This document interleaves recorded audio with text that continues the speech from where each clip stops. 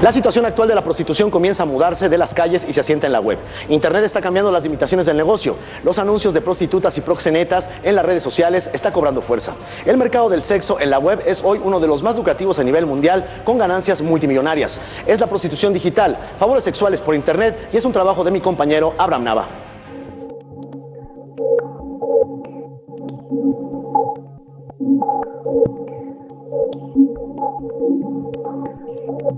Prostitución.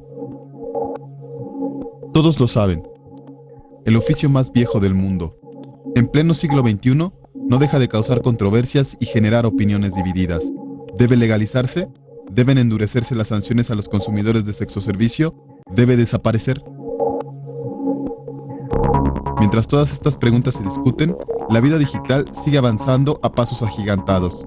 Nada ha escapado a ser reconfigurado por el lenguaje binario. La calle, la esquina, han dejado de ser los únicos sitios donde se pueden comprar los favores sexuales. HTTP, www, Twitter, Facebook, LinkedIn son las nuevas direcciones de los trabajadores sexuales. La ley aún tiene huecos por cubrir en las calles. En la red de redes todavía tiene muchísimo que hacer. Como todo fenómeno social, no puede detenerse súbitamente. El trabajo para legalizarla o mejorar los mecanismos para perseguirla y castigarla deben efectuarse mientras continúa evolucionando. No son confiables las estadísticas. Obviamente es por los ingresos. Sigue siendo una especie de hoyo negro jurídico. Por medio del Facebook que la busca. Cuando una chica es víctima de trata y cuando una chica pues está ejerciendo la prostitución. Prostitución digital.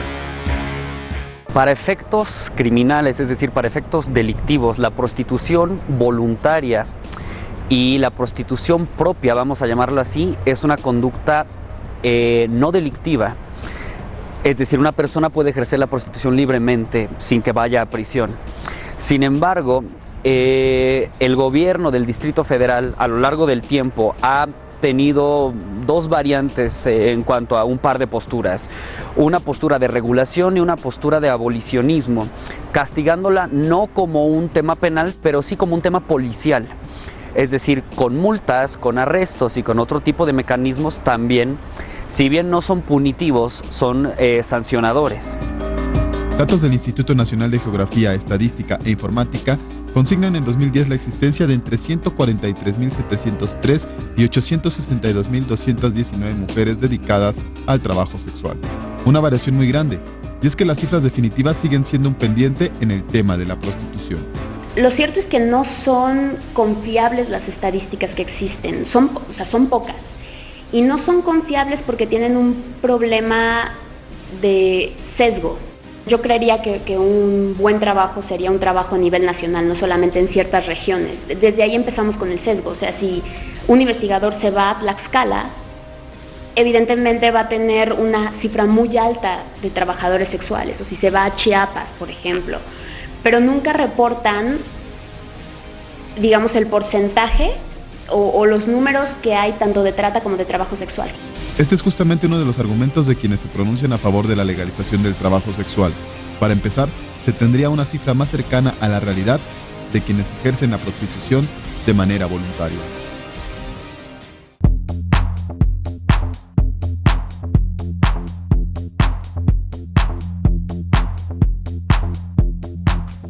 ¿Qué nombre le pondría? Bueno, pues sencillo, ¿no? Tal cual. O sea, soy una escort y bueno, obviamente es por los ingresos. En mi caso no soy forzada por nadie, o sea, fue un trabajo que yo tomé por elección. Bueno, mira, lo que pasa es que yo muy chica me fui a vivir a Europa, entonces vivía en Holanda. En Ámsterdam fue en donde yo vi este estilo de vida. Y pues la verdad yo me quedaba así impresionada de pues las chicas que estaban en las vitrinas, de la facilidad que tenían para comprarse cosas que pues yo en ese momento no podía. Mi papá vive en los Estados Unidos. De ahí empecé a visitarlo, estuvo él viviendo un tiempo en Las Vegas y pues ya de ahí se vino todo. Peor vi ahí y pues me agradó este estilo de vida. Desde hace 4 años, Paulina es una escort, y aunque ha alojado sus anuncios en diversas páginas, apenas en 2015 comenzó a intensificar su presencia en redes sociales no ligadas al acompañamiento erótico, como Twitter. Yo siento que a los clientes les da mucho más seguridad, o sea, realmente que sean más de 4,000 personas en un mes, pues a mí, o sea, anunciándome, vendiéndome, si tú quieres así, a mí me conviene, sí tengo mayor rating. Pero antes de continuar, una breve revisión a las leyes sobre el trabajo y, en su caso, legislaciones relacionadas al trabajo sexual. Artículo 5º constitucional. A ninguna persona podrá impedirse que se dedique a la profesión, industria, comercio o trabajo que le acomode, siendo lícitos. El ejercicio de esta libertad solo podrá vedarse por determinación judicial, cuando se ataquen los derechos de terceros o por resolución gubernativa, dictada en los términos que marque la ley, cuando se ofendan a los derechos de la sociedad.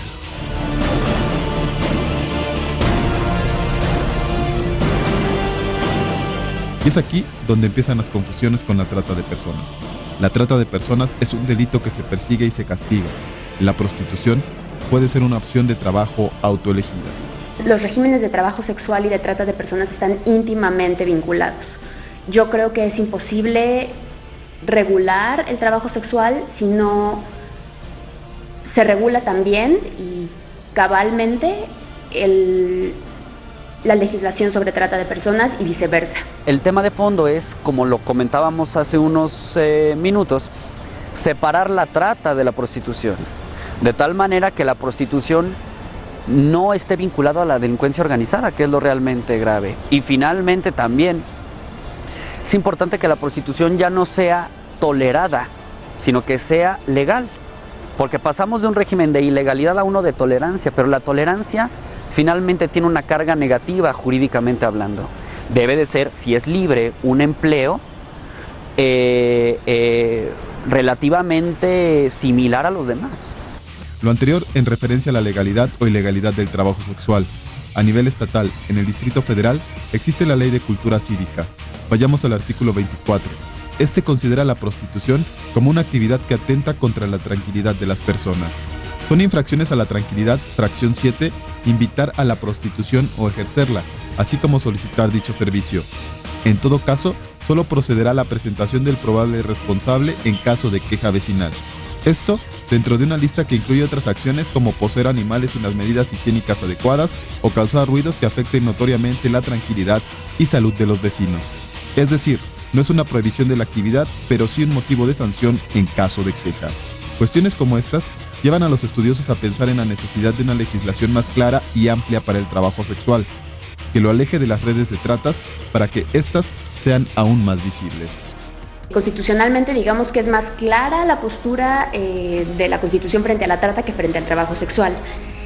Después, si nos vamos a las leyes, pues vamos a encontrar que ninguna habla como, o bueno, más bien, sí refieren al trabajo sexual, pero no lo regulan como tal. O sea, no establecen un marco de derechos y obligaciones en el contexto del trabajo sexual.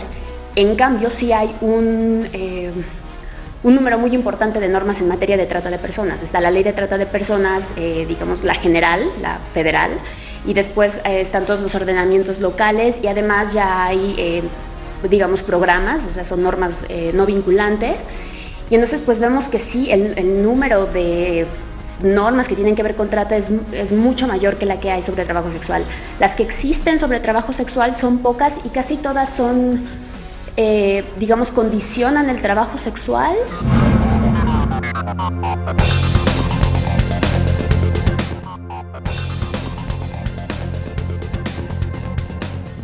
Si usted quiere entrar en contacto con nosotros, lo puede hacer a través de nuestro correo electrónico semanal28@gym.com.mx o a través de mi cuenta de Twitter, @Quirosca. La red requiere de atención especial. El mercado del sexo en la web es uno de los más lucrativos a nivel mundial. Tan solo el negocio de películas deja ganancias por $60,000 millones anuales. Todo el tema de Internet sigue siendo para el derecho y en particular para el derecho penal un misterio. La regulación de los contenidos, de las informaciones, de los negocios y de las comunicaciones a través de la red sigue siendo una especie de hoyo negro jurídico.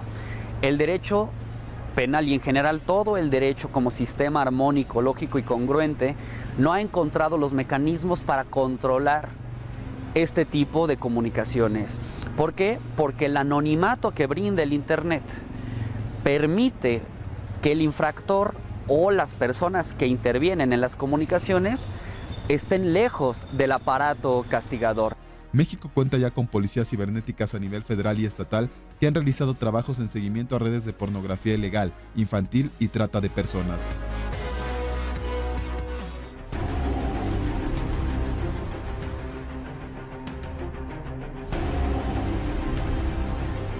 Pero la viralización del Internet incluye también la de conductas delictivas. Mi hija se llama Beatriz Rocha Hernández. Ella desaparece el 9 de agosto. Ella acababa de ingresar al CCH Sur. La dejé yo en el paradero de Mixcoac, que ella ya se dirigía a la escuela. La dejé yo 1:30. Ya a las 5 de la tarde yo le hice una llamada. Le dije que si había ingresado a la escuela, que cómo estaba. Ella me contestó que sí, que todo estaba bien, que estaba en una hora libre, que ya se regresaba a su clase y que estaba en la cafetería. Me preguntó que si iba a ir yo por ella, le dije que sí, porque ella salía a 8:30. Le digo, sí, yo voy a ir por ti a la escuela. A las 8 de la noche llegué a la escuela, le empecé a mandar mensajes que ya estaba yo por ahí, que nos veíamos, y no hubo respuesta de ella. Me empezó a mandar a buzón y a buzón. Dieron las 9, las 10, las 11 de la noche y nada. El contacto de su hija se dio a través de Facebook. Y me puse a investigar en su computadora, a checar en la computadora. Ella me tenía, de hecho teníamos por el internet que éramos, o sea, teníamos la amistad, se puede decir. Cuando yo reviso en la computadora, ella me había bloqueado a mí. Y entonces por medio de mi hijo, que la tiene de amiga, es como yo empiezo a revisar. Y ahí es a donde me doy cuenta de que efectivamente hay una persona que fue su amigo por medio del Facebook, que la busca. A mi hijo le pide información de ella, donde le dice que le va a dar un Xbox a cambio de información de ella. En estos casos, además de las leyes contra trata, recomiendan una estrecha comunicación y reforzar el estado anímico de los jóvenes, principales víctimas de los delincuentes. Tenemos un movimiento llamado Alas Abiertas, donde buscamos prevenir informando. A través de la experiencia con todos los casos que hemos llevado, nos damos cuenta que la mayor de las vulnerabilidades es la falta de información. Y este enganche, por ejemplo, el enganche típico que se repite una y otra vez, es un enganche terriblemente recurrente, el que el muchacho carismático, agradable, comprensivo, que te ofrece ese cariño, esa familia tal vez que sueñas, esa pareja ideal, pues sí, te enamora, ¿no? Enamora a las chicas. Y claramente no es que de un día para otro dice, oye, ¿qué tal que te exploto, no? Pues claro que la chica va a decir, estás loco. Pero el problema es que a través de la manipulación, el tratante lo que hace es engañar a la víctima, haciéndole creer que él está en una situación grave, delicada, de gran riesgo, por lo que necesita que ella lo salve, que ella lo rescate de esta situación económica en la que él se encuentra, que lo tiene pues devastado por alguna situación.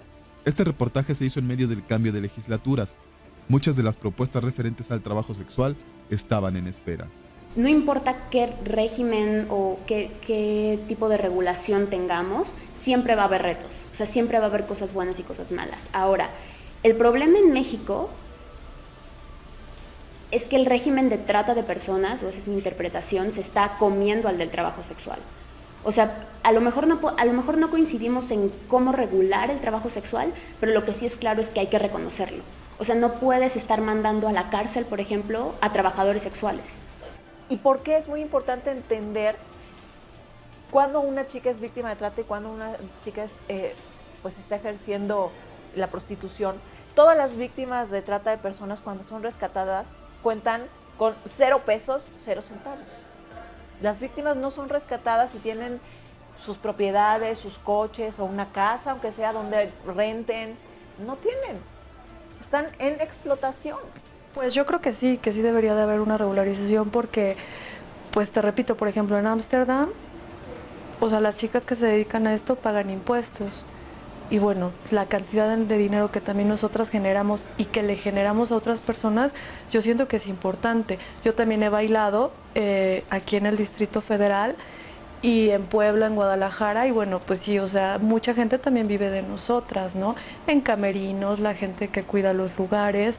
Yo siento que sí, si fuera un poco más, con menos tabú, sí habría, yo creo que mayor ganancia, habría más apertura. El trabajo sexual continuará con o sin legislación. La trata seguirá mezclándose y causando persecuciones que incluyan a aquellos que tomen como opción este tipo de trabajo.